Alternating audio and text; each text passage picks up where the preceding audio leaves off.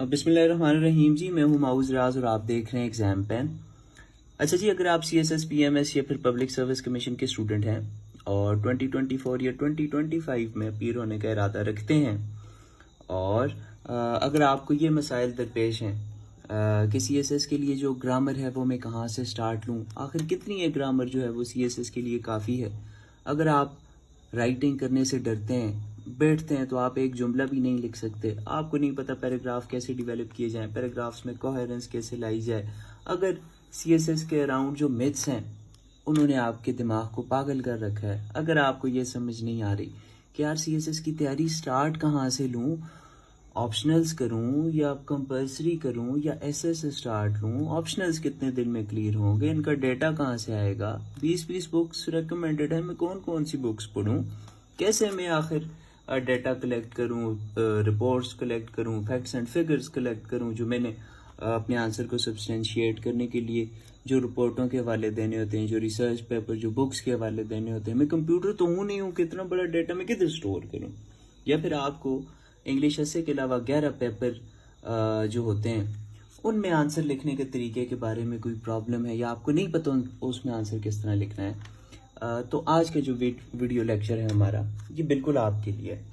अच्छा जी, जब इन मसाइल के हमारे स्टूडेंट्स जो है वो मुझे अप्रोच करते हैं और वो मुझसे जब गाइडेंस चाहते हैं, और शायद वो इसलिए मुझे अप्रोच करते हैं, अक्सर ऐसा होता है कि क्लास में जो है वो टीचर की बात स्टूडेंट को समझ नहीं आ रही होती और अपने साथ वाले स्टूडेंट की बात उसे अच्छी तरह समझ आ जाती है। तो शायद मैं स्टूडेंट पर्सपेक्टिव से बात करता हूँ। ज़ाहिर मैं जब आया तो मुझे भी जब मैंने स्टार्ट किया तो ये इसी किस्म की प्रॉब्लम्स थी।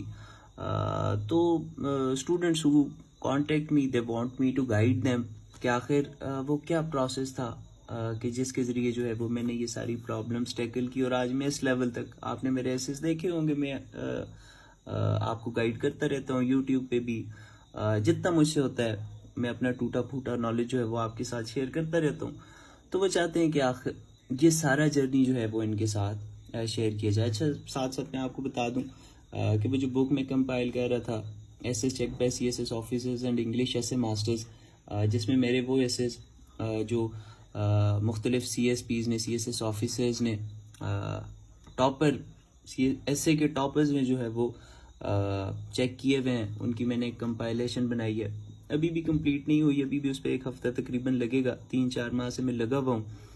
तो नॉलेज का एक ख़जाना जो है वो मैंने एक जगह कंपाइल कर दिया, जिसमें मुख्तलिफ CSPs के जो है वो आपको एक पर्सपेक्टिव मिल जाएगा कि आखिर एग्जामिनर जो है वो क्या डिमांड कर रहा होता है, वो क्यों, कब वो एक ऐसे को पास करता है। ठीक है, अच्छा जी, ये चीज़ तो अपार्ट, तो उन स्टूडेंट्स के लिए on high, very high public demand, अपनी बिजी स्केजुअल में से मैंने फैसला किया है कि अब मैं टाइम निकाल के तो एक सेशन जो है वो स्टार्ट करने लगा हूँ। ठीक है, अपने टूटे फूटे नॉलेज की बुनियाद पे।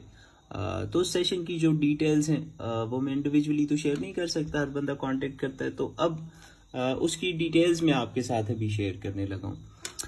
सो फर्स्ट ऑफ ऑल, ये होने लगा है जी 3 माह का सेशन। मेरे ख्याल से वो जो कहते हैं जी कि 20 दिन में ऐसे सीख लो, महीने में सीख लो, 40 दिन में सीख लो, मेरे ख्याल से आपको एटलीस्ट जो है वो 90 to 100 डेज तो चाहिए ही चाहिए होते हैं। ठीक है, अच्छा, अब हम देखते हैं कि इस सारे सेशन में हम लोग क्या क्या चीज़ें कवर करेंगे, मगर उससे पहले मैं चाहता हूँ कि ये वाला सवाल एड्रेस कर लूँ कि स्टूडेंट के माइंड में होता है ना जी कि ये जो है बड़े अफलातून लोग जो होते हैं वो CSS करते हैं, और वो लोग जिनकी मेंटल कैपेसिटी जो है वो कोई अफलातूनों वाली नहीं होती, तो वो लोग CSS नहीं कर सकते। तो ये क्वेश्चन कि आखिर कितनी एक मेंटल कैपेबिलिटी होनी चाहिए कि बंदा CSS कर सकता है। आपने मेरी स्किल्स देख ली हैं, आपके सामने हैं। मैं आपको अपना एकेडमिक बैकग्राउंड बता देता हूँ। मैं 2.62 या 68 मेरा CGPA है। ठीक है, UET पेशावर कैंपस 3 से जो है वो मैंने अपनी इलेक्ट्रिकल इंजीनियरिंग कंप्लीट की है। 8-10 पेपर जो है वो मैंने फेल किए हैं। 4 साल की डिग्री मैंने 5 साल में कंप्लीट की है। ठीक है, मैं कोई इतना बड़ा अफलातून नहीं हूँ, ना था, और यही सारे मसाइल जिस वक्त मैंने स्टार्ट किया मुझे थे, और आज मेरी स्किल्स क्या हैं वो आप मेरे चैनल जो हैं वो भरे हुए हैं मेरी वीडियोस से, आप वहाँ पे देख सकते हो कि मेरी स्किल्स क्या हैं। तो बात करने का मकसद ये है कि एक मीडियोकर बंदा, बस शर्त ये है कि मेहनत करने वाला बंदा, उसके अंदर एक आग लगी हुई हो, तो वो आराम से CSS कर सकता है। CSS कोई अफलातूनों का काम नहीं है, ये एम बस एक डर बनाया हुआ है। जाहिर है डर होगा तो आप लोग 80-80, 90-90 हज़ार, लाख रुपए निकाल के जो है वो लोगों को दोगे। खैर ये मेरी अपनी ज़ाती ओपिनियन है।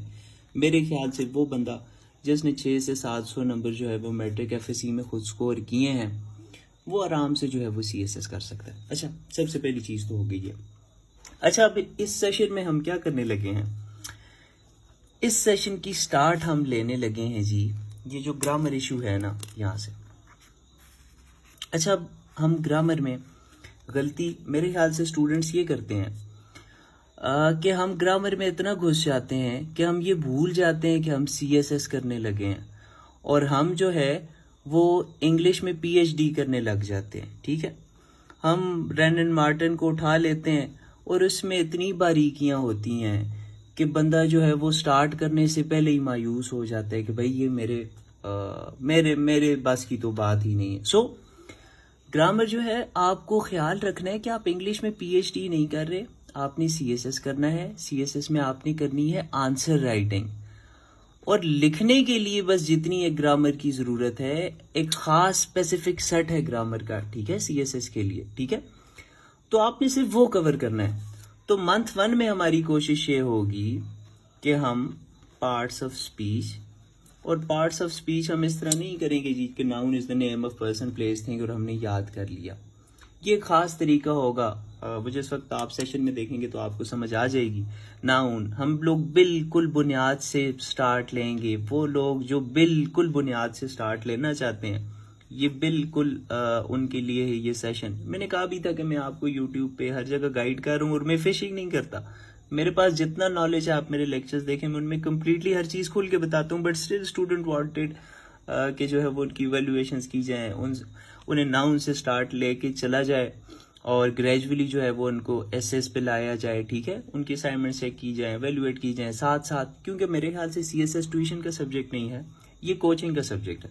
सो मंथ 1 हमारा ग्रामर बेस्ड होगा। इसमें हम noun, pronoun, verb, adverb, sentence structure, conjunctions, clauses, phrases, conditional sentences, prepositions, हर वो चीज़ ग्रामर में जो कि आपको CSS के लिए ज़रूरी है, मंथ 1 में हम वो देखेंगे। आपको साथ प्रॉपर असाइनमेंट्स मिलती रहेंगी, जो मैं अपने टूटे फूटे नॉलेज की बुनियाद पे आपको एवेल्युएट करके देता रहूँगा। मंथ 2 में हम लोग आ जाएंगे जी इंग्लिश एसे पे। इस पे सबसे पहले तो हम देखेंगे कि आखिर यार ये एसे क्या बला है। ठीक है, हमने फिर देखना है जी एसे का स्ट्रक्चर। ठीक है, फिर मैंने आपको सिखानी है कि आउटलाइन किस तरह बनती है। फ्रेजेस तो मैं आपको यहाँ पे सिखा दूंगा कि फ्रेजेस, क्लॉजेस इस तरह बनती हैं, फिर आउटलाइंस बनती हैं।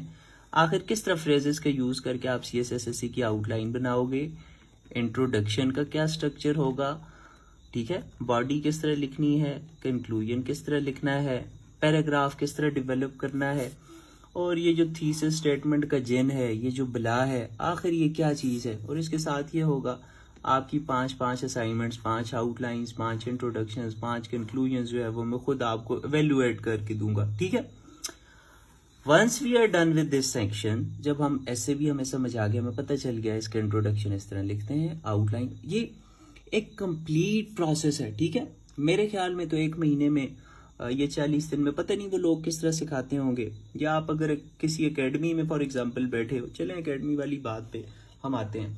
मैं एकेडमीज के हक में इसलिए नहीं हूँ कि 80-100 बच्चा, मेरी अपनी ओपिनियन है कि किस तरह एक टीचर जो है वो उन्हें कैटर करेगा, उनको असाइनमेंट्स देगा, फिर उनको चेक करेगा। खैर करते होंगे, आई डोंट नो। अच्छा, फिर मंथ 3 में हम लोग आ जाएंगे जी प्रॉपर एसे राइटिंग। ठीक है, इसमें मैं आप लोगों को मटेरियल प्रोवाइड करूँगा, इम्पॉर्टेंट जो एसेस हैं, ठीक है, मेरे टूटे फूटे नॉलेज की बुनियाद पे 2024 के लिए उनका मटेरियल भी प्रोवाइड करूँगा। उन पे आप लोग कंप्लीट एसेस लिखोगे, आपको वो डर तोड़ा जाएगा। दरअसल हम लोग जाके CSS में बैठ जाते हैं, ऐसे हमने एक भी नहीं लिखा होता। ठीक है, और हम लोग जाके जी वो पहली दफ़े पेपर में जाके वो ऐसे लिखते हैं। तो यहाँ पे हम लोगों ने